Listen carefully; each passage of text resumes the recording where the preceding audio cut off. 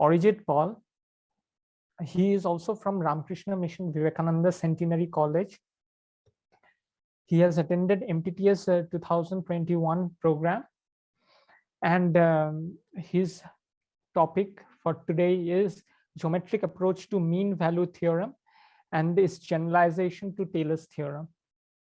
So over to you, Arijit Paul. I said that my topic is geometric approach to mean value theorem and Taylor's theorem. So to go into that, I'll introduce some terms and definitions. Let J is a subset of R is an interval, and F is a function from J to R. So we say that a point C in J is a point of local maximum if I can find one beta greater than 0, such that I have an open interval C minus beta to C plus beta, which is wholly contained in J, and fx less than equal to fc for all x in that interval. Okay. In same sense, I can define local minimum. Just I have to make sure that fx is greater than equal to fc here. So a point C is called local extremum if it is either local maximum or local minimum. Okay.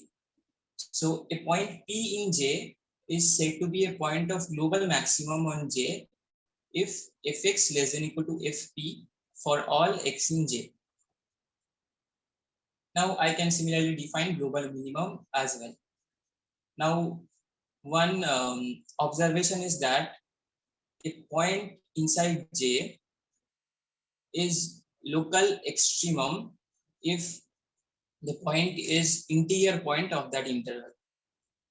Okay, so from that I can say that local minimum may or may not be global minimum and vice versa, and the same is true for maximum. Okay, so now there is a theorem. Suppose J is subset of R is an interval. Let f is defined from J to R, which is differentiable on J, and C is a point of J. Is a local extremum of f, then f dash c equal to 0. Okay, so what is the geometric insight of this theorem? So here the curve is the graph of f, which is defined from closed interval AB to R. Now explicitly we can see that this C1 and C2 are local extremum of the graph of f, and if we draw tangent at C1 to the graph of f, we see that the tangents are perfectly parallel to x-axis. So that means the slope of the tangent at any of these two local extremum is 0, and that is basically the geometric interpretation of this theorem. So the sketch of the proof will be like this. Without loss of generality, we assume that if have local maximum at C, then by definition I can say that there exists b greater than 0 such that f of x less than equal to f of c for all x in some interval around C. So I can write that f of c plus h less than equal to fc and f of c minus h less than equal to fc for all h inside open interval minus beta to plus beta. So since f is differentiable at C, I can approach from left side or right side. So that is f dash of C is equal to limit h tends to 0 plus f of c plus h minus f of c by h. This will be less than equal to 0 as the term inside limit is less than equal to 0. And from approaching to 0 from left side, I can show that f dash of c is also greater than equal to 0. So we see that f dash c is less than equal to 0, also greater than equal to 0. So by law of trichotomy, we can say that f dash of c will be 0. Okay. So similarly, one can prove it for local minimum as well. Okay, so this is done. Now Rolle's theorem. Suppose f is a function from closed interval AB to R such that it satisfies three conditions. f is continuous on closed interval AB, f is differentiable on open interval AB, and f of a is equal to f of b, then I can assure you that there would be one C strictly between A and B such that f dash of C is equal to 0. Okay. So what is the abstract here? It basically says that there should be one C in open interval AB such that the slope of the tangent to the graph of f at C is equal to 0. Okay. So our strategy will be, if we can prove that there is one local extremum strictly between A and B, then we are done, because we have seen the previous theorem that at the local extremum points, the derivative is 0. Okay. So the sketch of the proof will be like this. F is a continuous function on closed interval AB, so we can use extreme value theorem and say that there should be x1 and x2 in between closed interval AB such that f of x1 less than equal to f of x less than equal to f of x2 for all x inside closed interval AB. Okay, so now we want to go for the proof in two cases. If f of x1 is equal to f of x2, then f is a constant function. Why? Because then in this equality, the left part and the right part is equal, and fx is kind of squeezing in between. So therefore, from this I can say that f of the function f will be constant function, and the derivative of constant function is 0. Okay, so this is done. Case 2, if f of x1 is not equal to f of x2, then at least one of x1 and x2 is different from a and b. Why? Because f of a is equal to f of b. This is given in the statement. Okay, so suppose x2 is different from a and b. That means that x2 will be strictly between a and b. Now, if we suppose that c is equal to x2 and beta to be minimum of c minus a comma b minus c. Why we choose this beta? Because we want one open interval around C which is contained inside open interval AB. Okay, since C is equal to x2 is a global maximum, we know that f of x less than equal to f of C, and also we, because of beta, we have found one interval such that for all x belongs to C minus beta to C plus beta, this inequality will hold. So basically you can see that this is the definition of local extremum. So we can say that C is a local maximum of f. Hence, by previous result, we can say that f dash of C is equal to 0, where C is inside A and B. Now, this is the geometric illustration. Here also the curve is graph of the function f, which is defined from closed interval AB to R. Here C1, C2, and C3 are local extremum. These two are local maximum, and this is local minimum. So the theorem basically assures that there should be one of this, at least one of this C1, C2, C3, such that if we draw tangent at the point C1, f of C1, then we'll find that the tangent is perfectly parallel to x-axis. That is, the slope of tangent is equal to 0. Okay, so the existence of one of such points is assured by Rolle's theorem. Okay, now proceeding further. Now, what is mean value theorem? The statement says that if I have a function from closed interval AB to R such that f is continuous on closed interval AB and f is differentiable on open interval AB, if f satisfies these two conditions, then there should be one C in between open interval AB such that f of b minus f of a is equal to f dash C times b minus a. Okay, so the abstract will be, if I rewrite the Rast expression as fb minus fa by b minus a is equal to f dash C, then the left side is the slope of the chord or the second line joining AFA and BFB. So under the given condition, there should exist one C in between AB such that the slope of the tangent to the graph of f at C equal to the chord joining the 2 points AFA and BFB. So graphically it says, if this is the graph of the function f, and which is defined from closed interval AB to R. So if I join this line AFA and BFB, this chord, then I should have one C strictly between A and B, such that at the point CFC, if I draw the tangent will be perfectly parallel to the second line of the chord. Okay, so now here the strategy will be, we want to apply Rolle's theorem. So we can see that a sequence of thought is coming.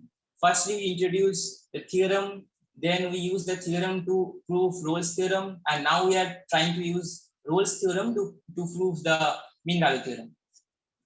Okay, so we want to get a function gx such that g of a is equal to g of b. Why?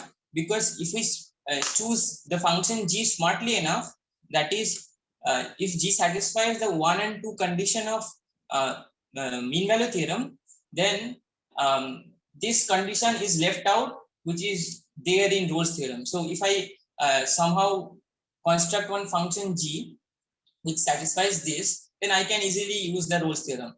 So the natural choice is the function fx minus lx, where the graph of lx is the chord joining the points AFA and BFB. Okay, so we know how to get the equation of the chord if the 2 points are given. So we use that, and we find that the lx will be here fa plus fb minus fa times x minus a by b minus a. Okay, so considering this gx, you can put the value a and b and check that g of a is equal to g of b is equal to 0, and g satisfies now all the conditions of Rolle's theorem. Hence there exists a c in between a and b such that g dash of c is equal to 0. We can directly use the Rolle's theorem. So what is g dash of c? It is f dash of c minus l dash of c. So by calculating, we can show that fb minus fa is equal to f dash c times b minus a. This is easy to do. Okay. Now, sometimes we need to approximate a complicated function because of many reasons. So the simplest function we can easily construct and work with are the polynomial functions, which is of the form fx is equal to a0 plus a1x plus so on up to an x to the power n, where ai's are real numbers. Why those are simplest function? Because they are easy to differentiate, they're easy to integrate, even sometimes easy to calculate. Okay, so Taylor's theorem basically gives polynomial approximation of the function of any function,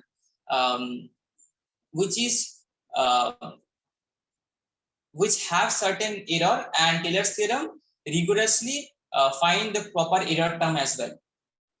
Okay, so the theorem is if f is defined from closed interval ab to r, which satisfies some condition, then I can approximate fx in terms of this fp plus summation over k is equal to 1 to n something. Yeah. So this proof is a bit rigorous. I don't want to prove this because it will take a lot of time. So I will say that the interested people should follow any standard book. You can find the proof there. Rather, I want to geometrically illustrate what does this Taylor's theorem do. So let us consider one function f from r to r, where fx is a cosine function. So this is the graph of the cosine function. Now our aim is to approximate this cosine function near x equal to 0 by a quadratic approximation. Okay, so therefore the approximation function will look like c0 plus c1x plus c2x square, where this c0, c1 and c2 are real numbers. Firstly, cos x is equal to 1 at x equal to 0. So obviously we want to calculate g of 0. Then g of 0 is equal to c0 because other terms will cancel out. And we want g of 0 to be cos 0. Why? Because we want our approximation to match with cosine at x equal to 0. Okay. So at this point of time, we are free to choose c1 and c2. Right? Now Arijit, we you have want to choose 5 more minutes. Okay. Now we want to choose C1 smartly. Okay. So we want our approximation such that it has the same tangent slope at as cos x at 0. Okay. Why we want that? Because otherwise the approximation drifts away from the cosine graph more faster than it needs to be. For example, in this picture, you can see that the blue curve is the e to the power x function, the exponential function, and the red curve is the cosine function. You see that at x equal to 0, these two graph matches perfectly. But even if you move slightly around x to the left side or right side, you'll find that the error term is getting huge. So therefore, e to the power x is not a good approximation, we can say that. Okay. So now, what do we want? We want our derivative of cosine function and the approximation function to match at the point x equal to 0. So we derivative the cos function at the point 0. We find that that is equal to 0. And that is the tangent line at 0 is perfectly flat. And gx, we have gx. So we differentiate that at the point 0. We find that that is equal to c1. So if we want that the tangent should match at 0, so if find that c1 should be equal to 0. So now the question comes, why we want this? Now you can see this, that here also the red curve is a graph of cos function and the blue curve is the approximation function, and this green curve is a tangent at the point x equal to 0 to the graph of cosine function. So as we restrict our approximation such a way that the tangent should match at 0, we see that there is a small interval around 0 for which this approximation works well. Okay, but there is no condition that the curve, the approximation curve will be like this, like downward. It can be upward as well. So here we also see that because of this fact, there is a small interval around 0 for which the function values are matching. Okay. Now the final thing to take advantage of this is the cosine graph curves downward at x equal to 0. Okay. So so therefore we can say that it has a negative second derivative. Basically we want to use the second derivative test. If you don't know, then you can see it. Or in other words, even though the rate of change is 0 at this point, the rate of change itself is decreasing. So specifically, the second derivative of cosine function at the point 0 is equal to -1. Okay, so we want our approximation function to curve downward around 0 as like cosine function, because this is more preferable. Like this function is giving a good approximation around small interval near 0, but after that this is going upward and the cosine function is coming downward. This is not nice, no? So therefore we want our second derivative of the approximation function to be negative by the same second derivative test. Okay, but now the thing is that we want our second derivative of approximation function to match with that of the cosine function. That is, it should be also -1 at 0. Why? Because making sure that their second derivative matches will ensure that the tangent of these two will go hand by hand. As this second derivative is nothing but what? It is the rate of change of slope of tangents. So this is, I'll say that this is a bit intuitive. So make sure that you understand, and it's a nice place to pause, review, and then go forward. So now calculating like previous one, we can find C2 to be negative -1/2. So Gx will be 1 minus 1/2 x square. Fine.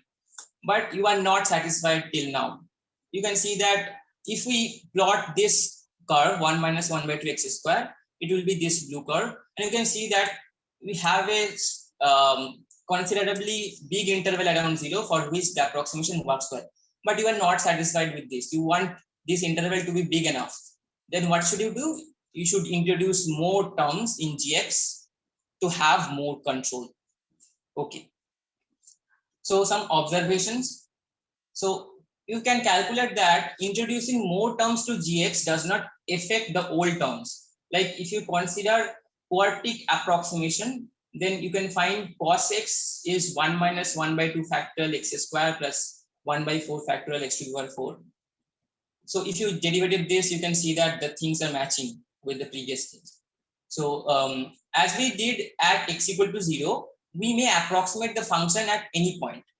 So the whole thing leads to the fact that we can approximate most of the function f in terms of polynomials as this thing. F of x is approximately equal to f of p plus f dash of p times x minus p, so on up to n derivative of f at the point p times x minus p whole to the power n times 1 by n factorial.